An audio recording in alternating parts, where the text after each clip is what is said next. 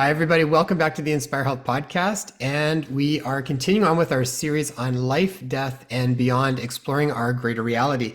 And today we've got author Nanci Danison. And we actually came across Nanci's books a little while ago we actually had been referred to these books from another guest, Guy Needler, First episode, yeah. who was actually the first episode for this series. He had suggested reading her books. And so we got them and kind of dove into them pretty deep and super excited to have Nanci on the show. So until March 14th, 1994, Nanci lived the life of a successful trial lawyer with a national reputation as a health lawyer practicing as a partner in a large, prestigious, multi-city Midwestern law firm. Then she died during an invasive radiological procedure before breast cancer surgery, which plunged her further into the afterlife than previously thought survivable. Her after-death experience not only took her through many different stages of what we call heaven or the afterlife, but also filled her mind with vast quantities of knowings about any topic she was curious about. She accepted the mission stated above and returned to human life to fulfill it.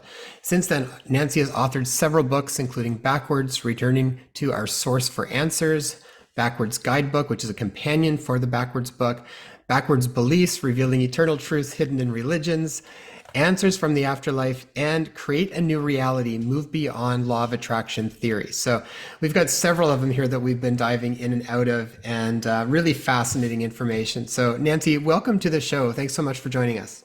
Oh, thank you so much for having me. I'm really excited to be here. Likewise. We are too. We're really excited for this whole series because, as we mentioned before, Tay and I had been thinking about a series like this for about a year now, and it just started to kind of come together, and we were able to connect with the right people to kind of fill the spots to really outline this concept in a much more diverse way. So we've actually got several different guests have all had near-death experiences and written about them. And I think that that's a really interesting place to go because, I mean, who better to talk about the afterlife than those that have actually visited it and come back? So prior to us getting ready to do this interview, we were asking you, within all of the material that you've done, what are some of the most important things that you would like to bring to the audience? Because we obviously can't get into everything. And what you had mentioned to us was the importance of wanting to explain how the universe was manifested and how we souls manifest our individual lives that our human hosts experience, as well as touching on manifesting self-healing. So Nanci, maybe what we'll do is I'm just going to pass it over, and wherever you would like to start, and then we'll just go from there. And if any questions arise, we'll pass them back and forth. Okay. I'm going to start by a little bit of background on myself. I'm a retired attorney turned writer. I have had 3 deaths and afterlife experiences, 3 near-death experiences in a hospital, multiple out-of-body experiences, and a shared death experience with my mother. So I've kind of seen the afterlife and how you get there, whether you want to or not, from a multitude of perspectives. My first death and afterlife experience was the most extensive. It was what I would call a transcendental experience. It wasn't about me. I was returning home. It was my time to die. And I was just going back and going through the normal transition process that we go through when we souls return to the afterlife. My second and third afterlife experiences were what I call council meetings. If you're familiar with Natalie Subman's book, The Application of Impossible Things, she had a council meeting. And that's when a soul is sent back to Earth after a near-death experience or an afterlife experience with a mission. Then a group of light beings in the afterlife monitor your progress and kind of try to keep you on track. So I was not on track. So I had 2 follow-up meetings with my light being council where they were kind of like smacking me up the side of the head, saying, get with the program. And then my near-death experiences in the hospital were all as the result of medical problems. 2 were surgeries. The most important thing that I learned primarily in my first afterlife experience is that everything I had ever been taught in Catholic schools or by my parents or teachers or friends or TV or newspapers or anything else I'd ever read had been flavored by the human propensity to project human nature and earth-like things onto everything. We think dogs are smiling, even though they don't have the muscles to form a smile. So humans had projected onto God and onto the transition process and onto the afterlife what they are used to as humans. And I learned in the afterlife that none of that was true. Nothing I'd learned in Catholic Church was true. And they were backwards. That's why I called my first three books backwards, is because I learned that a lot of what I believed when I died was the exact opposite of the truth. And that a lot of human religious and spiritual beliefs are backwards in the sense that they're kind of primitive and based a lot on speculation and myth and not brought up to date. I mean, a lot of religions are thousands and thousands of years old, and they've never been updated. And a lot of the concepts in them have been disproven by science and medicine and lots of other things in the interim, but they've still never been updated. So I was given an updated view of life, death, the afterlife, and what I call the source. Source, as I found out, and many other afterlife experiencers did, is not a being, is not an entity, has absolutely nothing in common with humans. I experienced it, and others have too, as an energy source, just pure energy with no form. But it's energy with a personality and innate traits, chief among which, most near-death experiencers and afterlife experiencers learned is unconditional love, unconditional acceptance. And that love and acceptance feels like bliss to us when we first encounter it and are filled with it. I didn't know I died that first time. I had no idea. So I went into it kind of like curious and looking at it as a medical phenomenon, trying to figure out what had happened to me. And it wasn't until I'd been there quite a bit of time and gotten downloads of huge amounts of information that I realized that I must have died. In the meantime, I had gotten out of I was up like what I thought was a ceiling looking down on my body, and I've gotten to the point where I was watching it and I realized, hey, body's down there, I'm in the light. I had received tons and tons of knowledge on all kinds of different subjects. I created, just by thinking, 3 different earthly environments. I met my 5 most beloved eternal friends who were in the form of beings of energy, light beings, none of whom I'd ever known in human life. They were just my buds in the afterlife. I realized at one point that I could focus my attention to get answers to specific questions. So I asked, who am I? What is God? What's the purpose of life? Why am I on earth? Where's heaven? Where's hell? And what's the one true religion? Because I'd been taught the Catholic Church was the one true religion, and I wanted to find out. Mm-hmm. So I got those answers, and I was angry. I was so angry when I got those answers, not because of the answers, because the answers were glorious and comforting and peaceful, and they took all the weight off of me, all the struggling and strife and trying to do the right thing and always trying to be perfect, that I experienced as Nanci. All that was gone, but I felt like, why didn't anybody tell me this before? Why didn't the Catholic Church tell me this before? Why didn't my parents tell me this? Did they think I was too stupid to get it? Did they think I wouldn't react well? Did everybody know all this? And it was just me, And so I resented it. I resented the fact that I didn't know all this information when I went into the afterlife, that I'd been living, 43 years under the illusion of all these myths that the church had taught.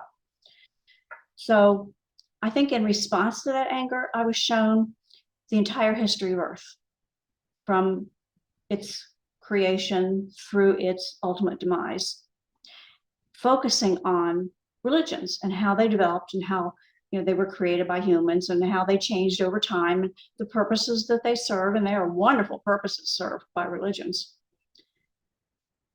And when I finished with that, I understood. I understood that there are millions of messengers on Earth, and they come in all sizes and shapes, and none of them are kings or pharaohs or gurus or self-appointed gods.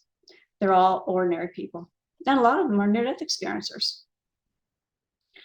I went past that into another phase of living in the afterlife.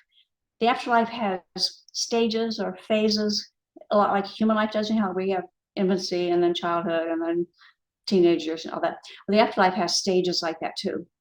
And I went into another stage where I was able to merge myself, my energy, my beingness, my personality into my 5 light being friends. And while inside them, I could live the physical lives that they had lived, little snippets of it.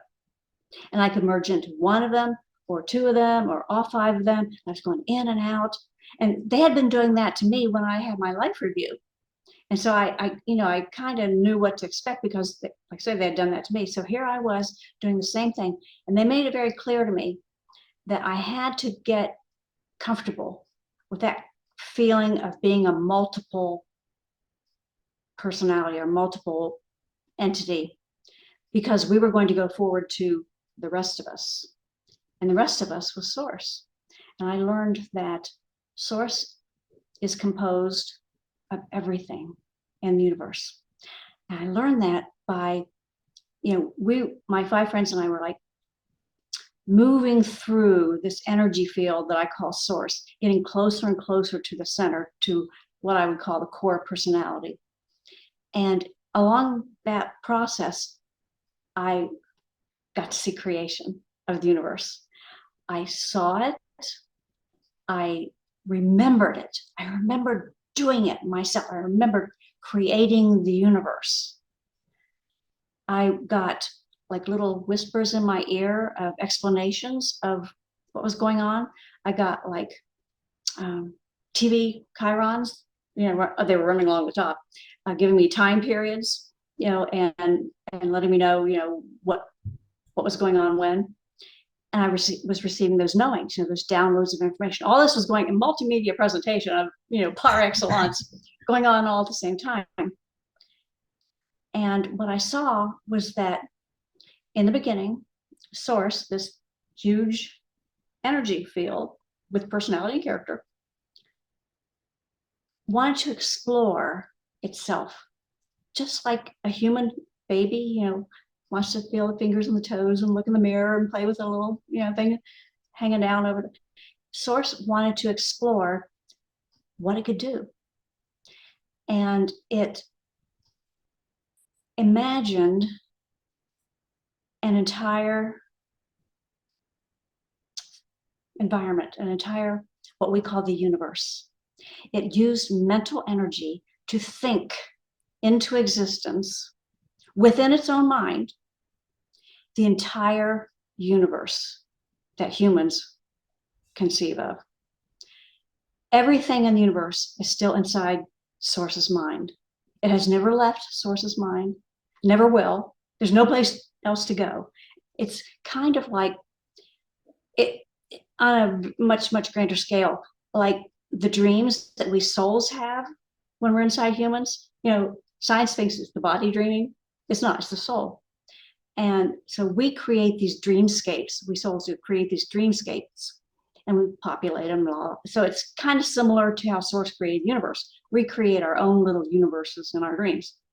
So Source created these, what we call the laws of nature, and imposed them on this massive energy.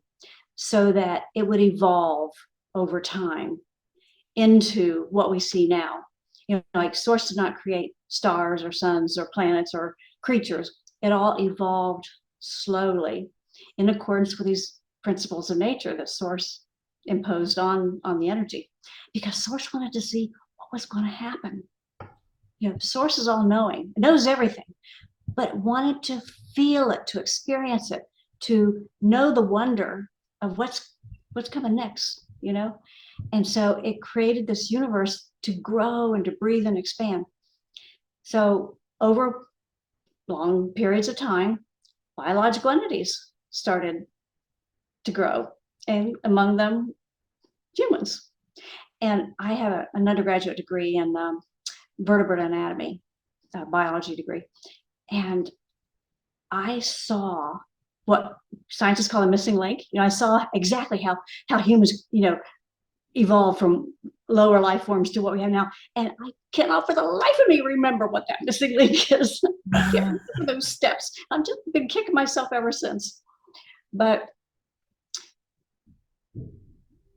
Source, like we do in our dreams, wanted to be inside the dream and experiencing it from inside so it could feel what it's like.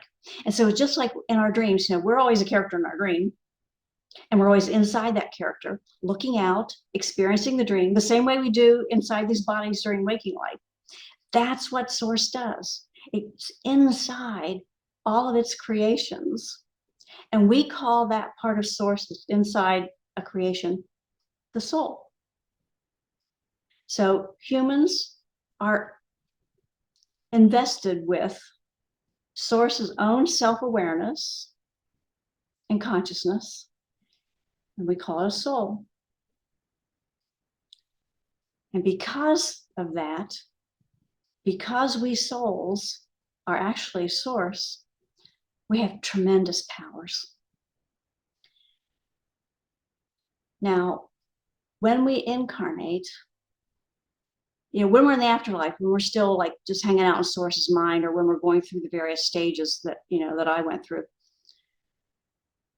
we seem to be individuals, and we seem to be beings of energy. That goes away once you get further in the transition process.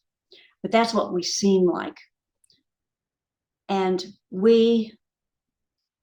I call them mental characters. Light beings are actually just mental characters that Source made up. And we are each unique, like a snowflake. We are each completely unique. We have character traits that are partly Source's own character traits, and partly character traits that Source could imagine but can't experience directly.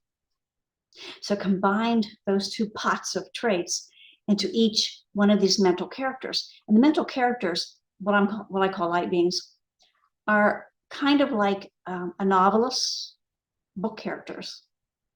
When a novelist creates 30 bestsellers and they're all full of different characters, those characters are all inside the novelist's mind. And it's the same with Source, except there are bazillions and zillions and zillions of characters in there. But those light beings, mental characters, because they're Source, have the ability to put part of their energy into physical matter. That's the part we call a soul. So it's not Source itself putting energy into a human. It's Source creating the mental character, which then puts part of its awareness into like a human or anything else in the universe. And the entire universe is full of souls. I mean, it's just like, bazillions. And while I was in the afterlife, when my life review was going on, I didn't pay attention to that because I was saying, been there, done that. I was watching all the other lifetimes that I had lived. I was getting back the memories, and I was blown away. I've lived all over the universe, all kinds of things, including a nebula. The nebula life was really kind of one of my favorites. But the point I'm trying to make is that we souls are actually part of a light being, the rest of which stays in the afterlife. We don't put all of our energy into these physical vessels. So we've got that lifeline. We've got that instant automatic connection to the rest of us in the afterlife that we can call upon for help and guidance, whatever else we need. The part that goes into incarnation is put to sleep. It's given a heavy, heavy dose of amnesia. And the purpose for that is so that Source can get genuine reactions to things. See, if we knew who we really are and why we chose a particular life and what our goals are, we'd try to force our life into a form that we think we should be fitting into. If we don't know who we are, we're able to be surprised and delighted and have wonder and do all kinds of crazy things because, if we thought, oh, I'm God, I shouldn't be doing that, we wouldn't do these crazy things. So we have amnesia in order to generate genuine emotional experiences, genuine feelings and perceptions. So the source can not only know everything, but it can feel everything. And all of our experiences, all of the data that we take in, all the sensory input, all the thinking, all the believing, all the feeling, all the dreaming, everything that we do gets added to Source's knowledge base. So we are extremely important in the grand scheme of things because we're the knowledge gatherers. And because we are Source, we can do the same things the Source can do, just on a teeny, teeny, tiny little power level in comparison. And I learned in the afterlife that there are 5, what I call our spiritual superpowers, things that we can do while we're inside human bodies. And one of them is manifesting. Source manifested the universe by creating it with its thoughts and imagination and mental energy and holding it together in its mind through the power of its will. We use our thoughts, our imagination, our creative energy, and the power of our will to create human life. I learned in the afterlife that life in the universe is driven by 2 big engines. One's biology, the other's manifesting. Biology is biology is biology. Source created the principles of biology, and evolution brought us to the form that we're currently in. And our bodies run in accordance with biological principles they evolved over time, but not any kind of time frame that we'd be able to see, kind of static. So there are some things that just are because of biology, among them birth, death, injury, illness. And even though we have tremendous built-in self-healing as, animals, there's some things that we're just not going to be able to do because it goes against biology. Like if you cut your leg off, you're probably not going to grow a new one. In theory, you could manifest a new one. But the thing about manifesting is we only manifest what we truly and deeply believe. And where do we get those beliefs? From our bodies. We souls inside these bodies hear everything that goes on around us from the moment of conception. The human can't, obviously. But, one of the many things I learned by dying is that, vision and hearing and smell are innate in us spiritually. We don't get those abilities from the body. The body restricts those abilities. And, all near-death experiencer accounts will say they saw this and they heard that. And, that's proof positive right there that you don't need a body in order to hear or to see. We learn our beliefs from inception, from our parents and from the people around us. And a lot of them are crazy. They are. I mean, you think about it, here's this soul, new to earth, knows nothing, hears things and thinks, oh, that must be what life is like. And some of those things are from TV. Some of them are jokes. How does a soul know what's a joke? Some of them are said in anger and aren't meant. It's like, I cannot tell you how many times a little soul and then the baby that it's inside grows up believing it's not wanted because a parent said something flip like, well, I never want to have kids anyway. And they're just joking. But the soul doesn't know that. So we grow up, body and soul together, with a lot of really stupid and crazy beliefs. But we don't know they're stupid and crazy. So we go about moment by moment, creating a physical life to match our beliefs. So if you have a belief that you're fat and ugly, you will do everything in your power as a soul to make your human body look fat and ugly because you think that's the way it's supposed to be. When I can remember when I was a very small child and Nanci was a small child, and I remembered last time I was on earth, I had yellow skin. I was Asian, and I spent a lot of time with crayons and markers and chalk trying to make my skin yellow. And I'd tape my eyes up. And my mom would catch me doing this. She'd go, what are you doing? And I didn't know what I was doing. I just knew that this wasn't right. Wow. This wasn't what I was used to. So I was trying to manifest a body to match who I believed I was. And we do that with all kinds of things. And we do it unconsciously. We do it every single moment of life. And we do it to so much harm.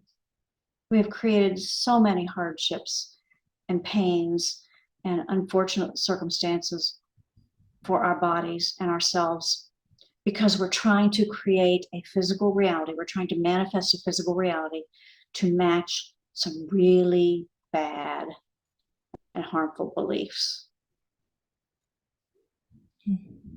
We can also manifest consciously. And that's one of the things I try to teach people how to do is to take control and consciously create something new in your life. And those are usually like just new opportunities or new events. Most of them are opportunities because we always, even though we manifest something, we have the right to decide whether we want it or not. So, if you manifest a new job opportunity, you don't have to take it just because you manifested it. And I also try to help people learn, and this is part of the self-healing program, learn how to undo those unconscious beliefs that they're manifesting that are damaging them.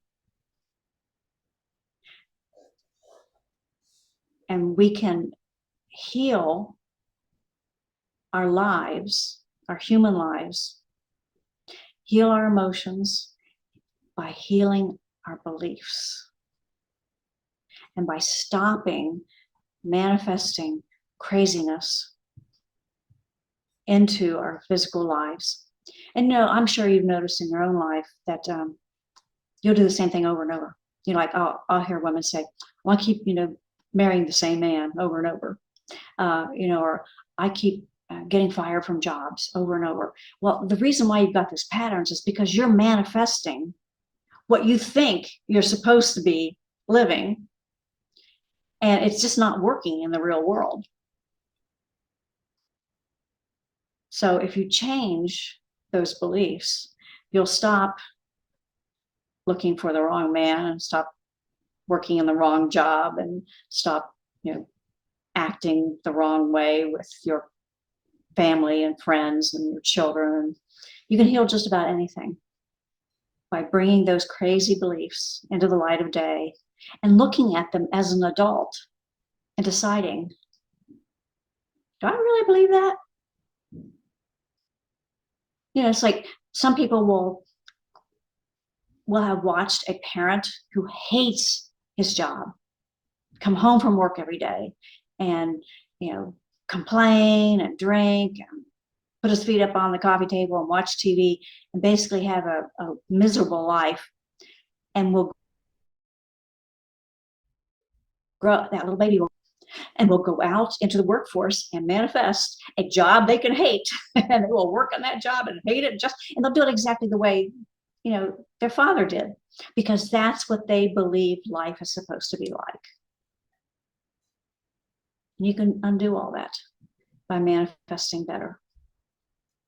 I have a quick question, Nanci, if it's okay. Yes. With regards to self-healing, I wanted to hear briefly if you can even touch on karma and what you learned about karma in the afterlife, and if there are karmic links or ties. Does healing take place, or is that tied into the karma that needs to just be experienced and undone within this lifetime, according to the life plan? Well, what I learned is that there is no karma. That's a human created belief. And the explanation I was given and knowings that were downloaded into my mind are that, when we're inside humans, particularly if we've incarnated many, many times, we remember little bits and pieces from the afterlife. We remember little bits of truth. And we remember little bits of, who we've been in the past. Like I remember being Asian. And those little bits of information, those little truths spark, I want to know more. I want the truth. I want the answers. I want it now. And when we can't instantly get it, we create our best guess of what's going on.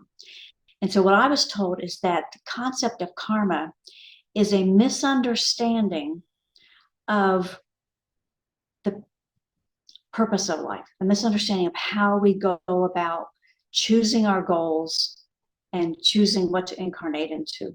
Let me give you an example. I learned that there are two overriding purposes of incarnating and three main purposes, and we only do one. The one that most people have picked as their goal is to learn everything that they can about a particular trait, something that source is interested in but cannot experience directly. So we'll pick one like maybe greed. Source cannot be greedy.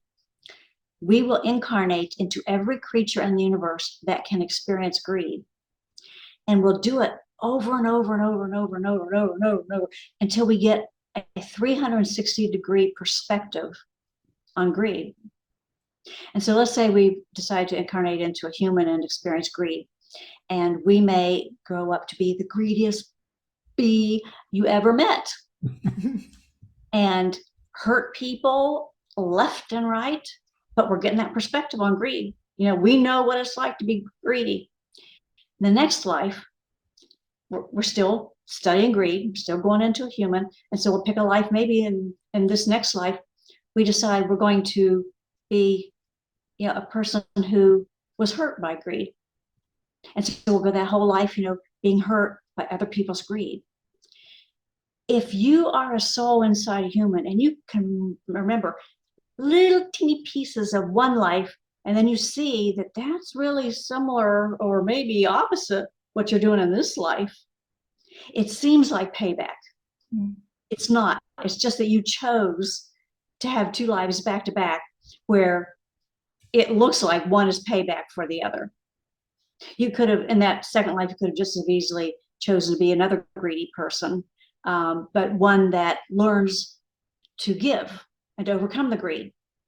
Or you could have chosen a life where you are somebody who benefits from somebody's greed, because the greedy person amasses all this money and art and jewels, and then gives it to the church. So it just so happens that sometimes it does look like we've picked back-to-back lives that look like punishment, one for the other. And so people attach the idea of karma to that. But there really isn't any karma. And even if there were, you wouldn't remember it anyway. We come into each life completely blank slates. If we were supposed to have learned a lesson last life, we're not going to remember what it is this life. And I think the most important thing here is that Source's primary character trait is unconditional love and acceptance. There's no point to be served by punishment. Why would Source want to punish itself? Mm-hmm. That's such a contrast from the God that many of us have been introduced to. Well, and complete opposite of what I knew. Well, and what I love about that is it's like it's really just to constantly expand our perception and keep seeing more and more aspects of really the same thing. It reminds me of even when we try to do a series, we talk to so many different people to try and just keep getting a larger, rounded out perspective from different people and different lenses to expand upon. One question I've got too, Nanci, is we come in with a blank slate. Is it important during our lifetime that we connect more to the truth of who we are? Is that a part of what's going to help us learn more? Because we come in with a blank slate so that ultimately Source can know itself more fully in different dynamics. So to actually then know the truth of who we are, like someone like yourself, or when people have had an experience where they've really connected that they are Source, is there a benefit to that to then come back and live our lives from that place? Not that I can see. I mean, people, as an attorney particularly, people ask me, well, how could you, go into the afterlife and, experience all this bliss and then come back and be a money grubbing, backstabbing, lawyer? Easy. That's what I did before, it's like, one of the truths that I learned in the afterlife that was completely different than what I thought before was that it doesn't matter what you do. Whatever you chose as your goal before you incarnated, you will automatically manifest the opportunities to experience that goal. It is completely 100% okay with Source to live an animal life, eating, drinking, sleeping, recreating, procreating, sheltering, and nothing else. No spiritual life whatsoever. That's completely okay because that gives Source that perspective. It's completely okay if you're in a human life and you've had an NDE and you become aware of all these things and you try to apply them in your life, and you do, and that creates another perspective for Source on that. It's completely okay if you come into, back into human life after an NDE and ignore everything that you learned. Everything we do is just right. And that took so much weight off of me when I was in the afterlife. I mean, I spent, my 43 years as Nanci trying to make the best decision, trying to do the right thing. I watched for signs and some symbols and omens and, consulted psychics and did the astrology. And, I just wanted to have the right answer to do the right thing. And I got in the afterlife and found out, doesn't matter. I'd wasted all that time. Is there a I was trying to think of the right words for it, but is it beneficial then to operate as much as we can more in connection with how Source would from that place of unconditional love? Like, is there, I guess I'm just wondering, like, if it's all just experience, is there any benefit? I'm trying to understand sort of from that perspective, from a spiritual context with that, I guess, is there a benefit to trying to, be kind to each other, to be more unconditionally loving to each other? Or Is there an evolution that takes place, or is it always just a rigmarole of whatever we want to do when we come back here? Well, of course, there's a benefit. There's a twofold benefit. One is, before when I said there are two overriding goals, one of them is, and I got to backtrack a little bit. In the afterlife, I learned that Earth is considered to be a wild and primitive, beautiful and strange and exciting and varied and different, and just this wild, challenging environment.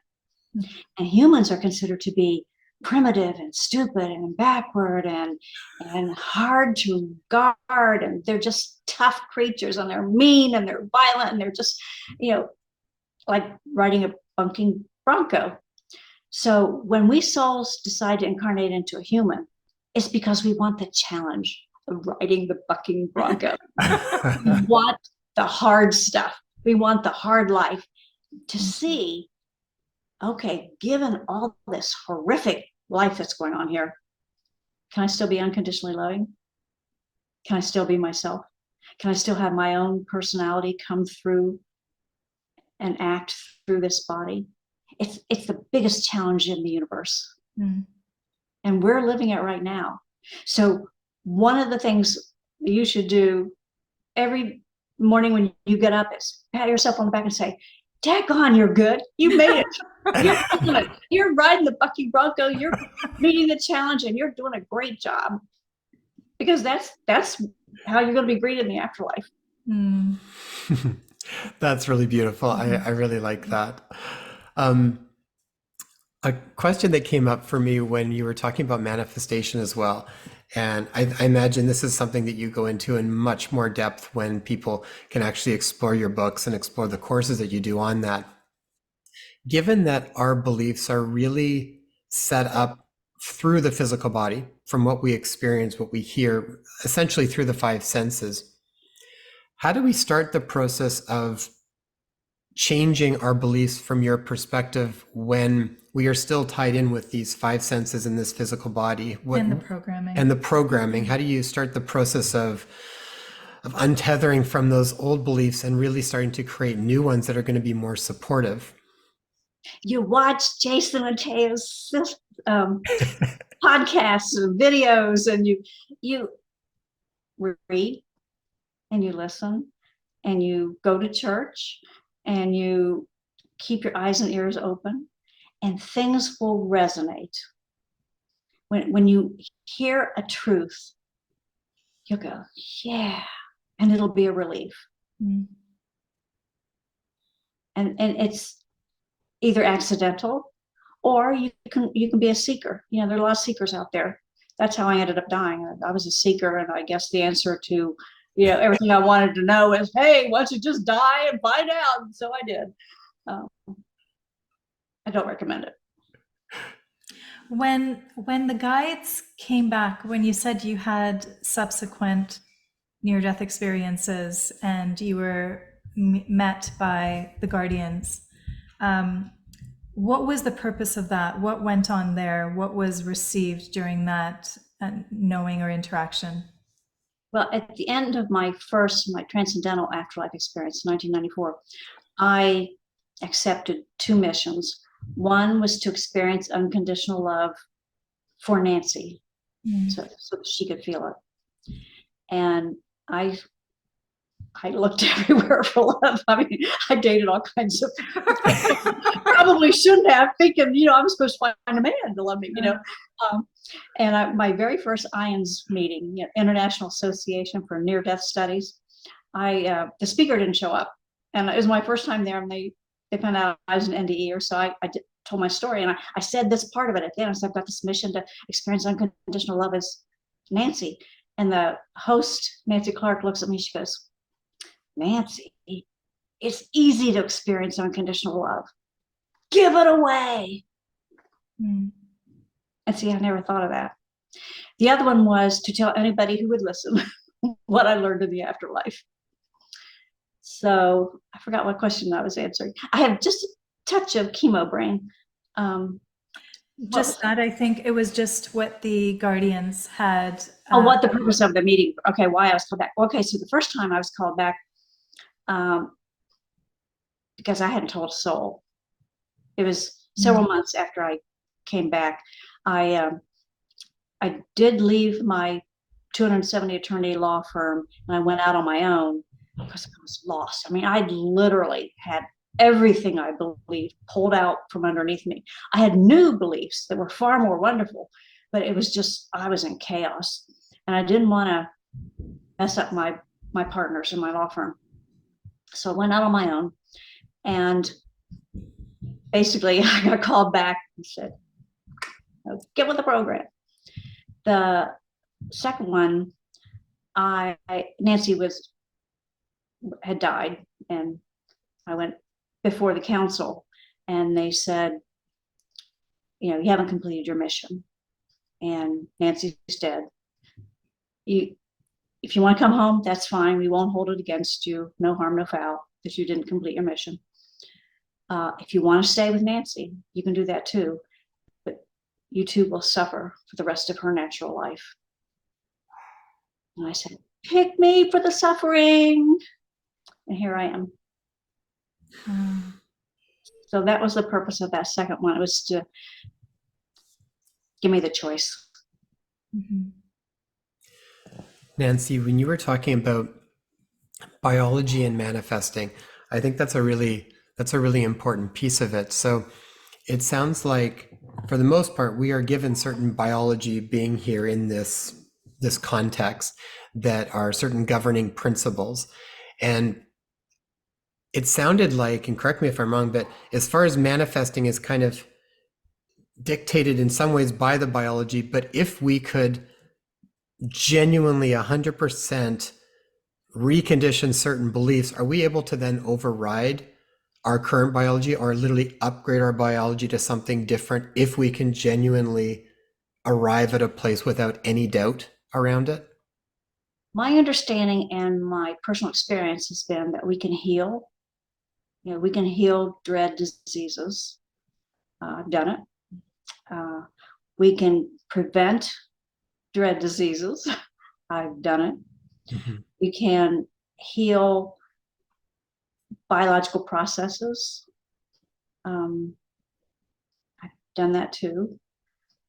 We can't, like I say, grow a new leg, no matter how good at manifesting we are. And we can't prevent aging, and we can't prevent dying. But pretty much everything else is fair game. I used to tell my surgeon that I'm going to grow a new breast to replace the one he cut off. And he just looked at me like, you're full of crap. And I actually started doing it. And then I realized, oh my gosh, how am I supposed to know whether it's tumor or good tissue? And so I stopped. So I've got like this little fat pad where my breast used to be. And that's all the farther it went. Wow.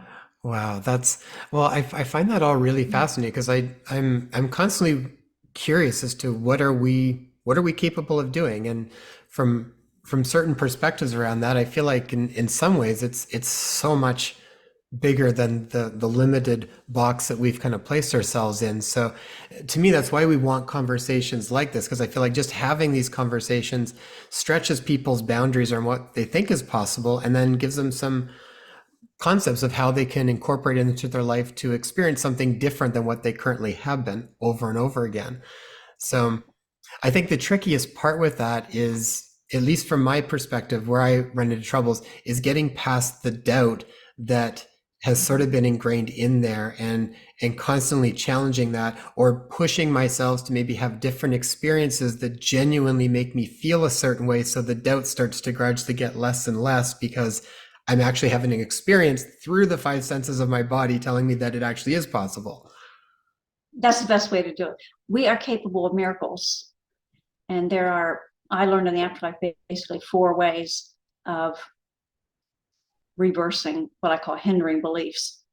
And that one that you just talked about, having new experiences and proving to yourself that you can do it is one of the best ones. Another What good were the other 3? Another good one is to gain more knowledge. It's like when I was getting my degree in biology, we were taught that once a brain cell dies, it's gone. You can't grow new brain cells. That's changed. So now, if somebody's got a glioma and it's removed, and they think, hey, I can just grow new brain cells to replace the ones that have been taken out, just go for it. Whereas, back 50 years ago when I was in college, I should have said 50 years ago, should I? Anyway, I wouldn't have even conceived of the possibility of manifesting, new brain cells. Sky's the limit. Mm-hmm. Yeah, I think that's really. There were two things. There were two other methods for reversing hindering beliefs. One is to go back and revisit memories from this life that are helpful to. Like one of the exercises I give to people who think they're not successful or think they won't be successful is I have them sit down with a pad and a pen and write down every single thing they were successful at, starting at I successfully learned potty training. I successfully learned to get off a bottle. I successfully learned to walk. I successfully learned to ride a bike, and, write down, I got an A in penmanship in first grade. Everything you can think of, every single thing and when you look back at that, you go, of course I'm successful. I've been doing it my whole life. And that changes a belief. Having somebody talk through your belief with you, and like I said, bring it out into the light of day. Like if you grow up believing that you're fat and ugly, go have a makeover and talk to somebody and have them say to you, fat, ugly, are you out of your mind? Look at yourself, girl. Look at yourself in the mirror and look at these hips and look at these, and have somebody point out the truth to you, or else recognize it yourself just by talking. Nanci, can I ask you a personal question, and feel free to say skip if it's if you're not comfortable. But as far as your condition right now and what you're going through right now, was that chosen as the soul choosing that as a possible exit point, or just being within this world, things randomly come up? None of the above. My understanding is that breast cancer, like many other diseases, is caused by a breakdown in DNA. Breast cancer itself is caused by the gene that triggers cell reproduction getting stuck. And it results from environmental factors, diet, taking hormones. That when they tell you that birth control pills can give you breast cancer, many other factors. There were when I was first diagnosed, there were 9 factors they took into account. So it wasn't something that I chose as an exit strategy, because dying of breast cancer is one of the most horrific, painful, drawn out, nasty processes you can go through. I picked dying in my sleep. And it's not an accident. I mean, it's biology. It's just biology and the environment, what we've done to the environment, and all the hormones in meat, and just a lot of different factors. Thank you. So then, for other people going through and integrating self-healing, so from that perspective, then it would be a mix of several things. Then you would have knowing the biology, then you would incorporate different things to support the physical biology as best we understand it then at that time, right? That would be a part of the self-healing. And then where does what's the other aspect of that as far as for, I guess, incorporating the focus, the attention and the intention around trying to support people? Because I feel like that's a really important one right now. I feel like helping people get their self-healing abilities more online is really important for a lot of people right now. A lot of concerns around health and all sorts of things. So I'm just thinking, like, as far as there's definitely like physical things you would do to support the body based on the biology. And then what's the other piece of it? Okay, well, I want to say one thing first, and then we'll get to the other piece of the manifesting. I learned in the afterlife that the healing energy modalities are the most powerful. Reiki, pranic healing, healing touch, network chiropractic, I can't remember some of the others, but they are the most powerful because they engage both the healing modality practitioner and the patient together, co-manifesting healing.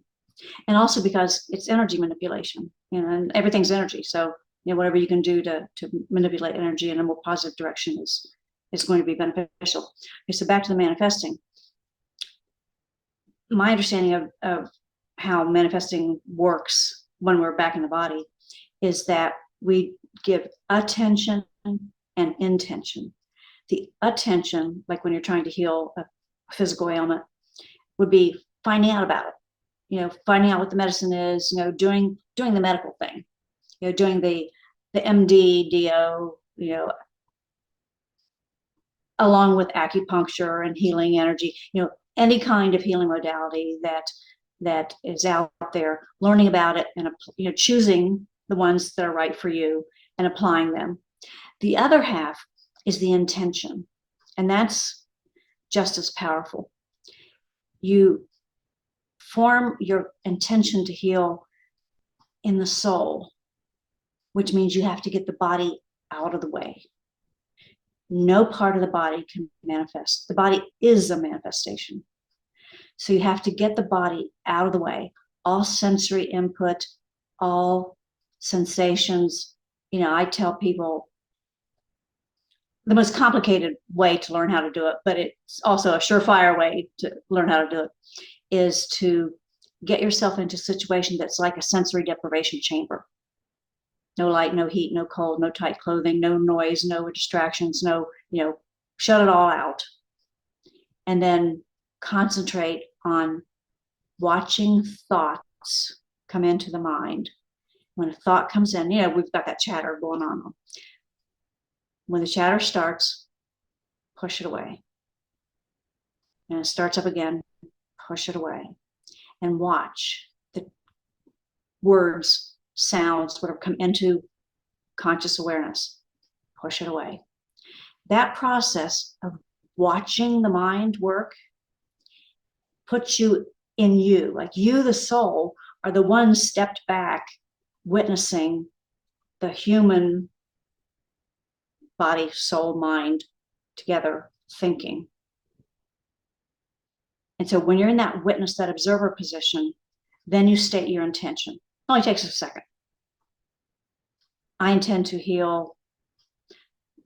Do you have time for a quick story? My breast cancer healing? Yes, absolutely. When I was first diagnosed, I think I had about a month between diagnosis and surgery. And I spent that month, hours a day trying to manifest healing. But what I was saying was, I want the tumor to be gone. And I did that over and over and over. So I get to the hospital the day of surgery, and they, in order to show the surgeon where to cut, they have to stick a needle in to the tumor, and they use mammogram to find the tumor. So I'm in there for like an hour. They can't find the tumor. The tumor is gone. Yay! I manifested. The tumor was gone. And my surgeon, they called my surgeon, and he said, no, not so fast.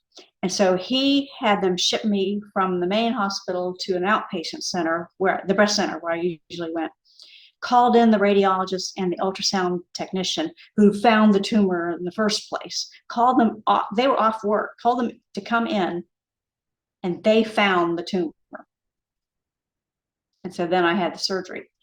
And it was just, the problem was the outpatient center had newer technology than the hospital did. That's kind of scary for a cancer hospital.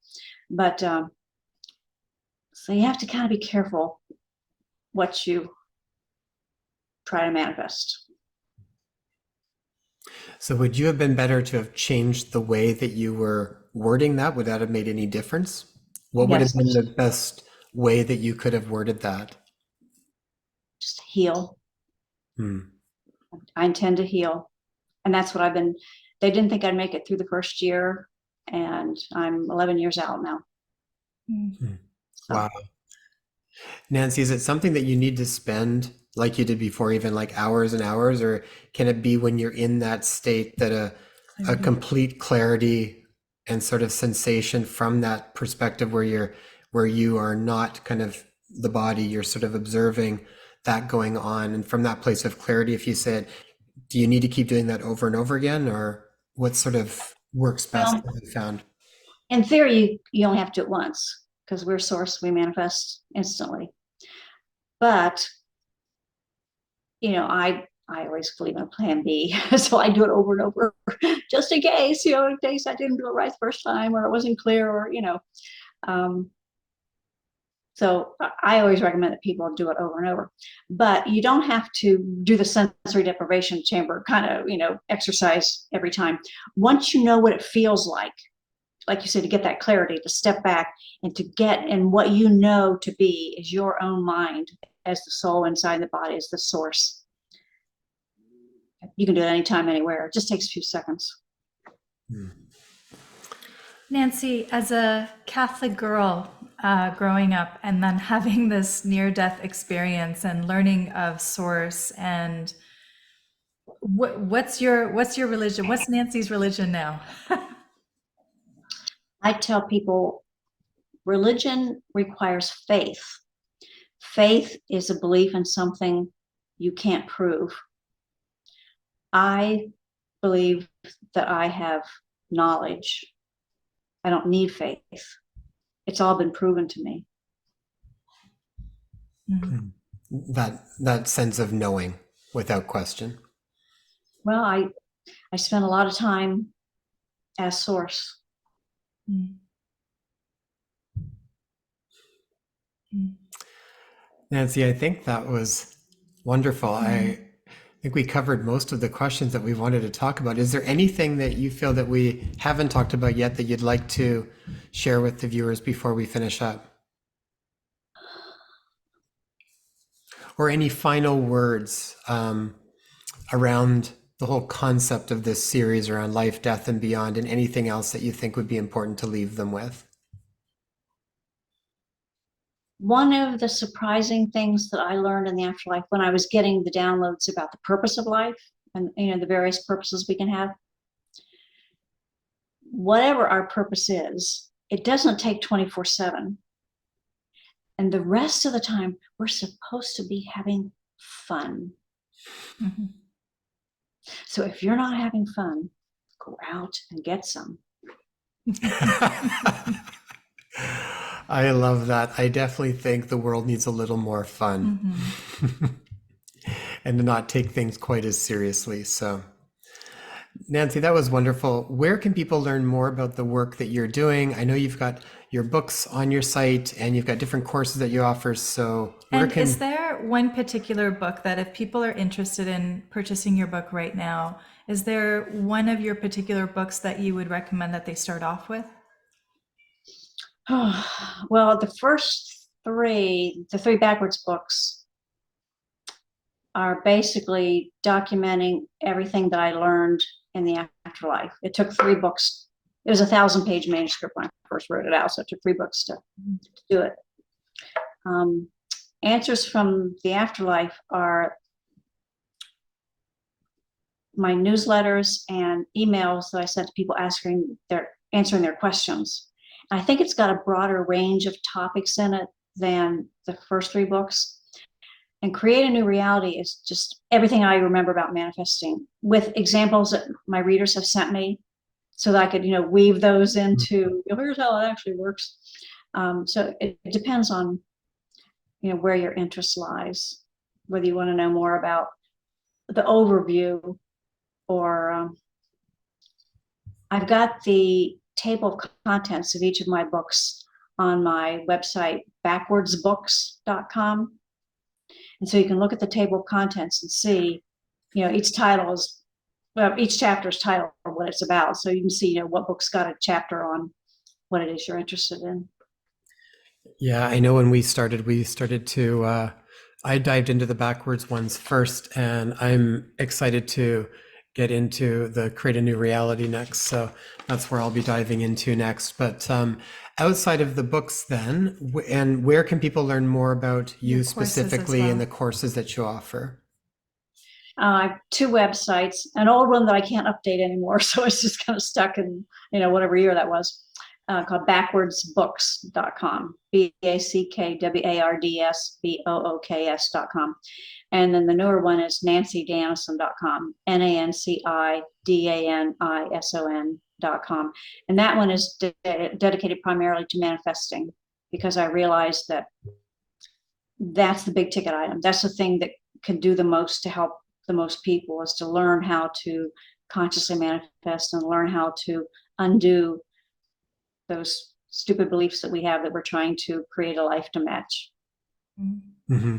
Yeah, I agree. I think that's one that a lot of people want to know about. And I think we've also been lots of different information around it. And what I liked about yours is it kind of debunks some of the different things that maybe aren't so important to do or don't work. So I think it's got a lot of really useful information in that too. And what's refreshing too is when we're talking about manifesting, typically in the past, it would be very much focused in on monetary gain, where what you're talking about is so much broader. So thank you for that.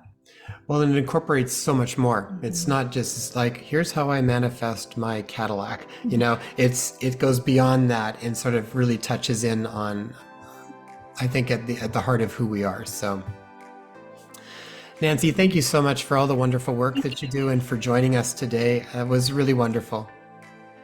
Well, thank you so much for having me. And you can tell I'm a talker. We love it. Thank you so much, Nanci.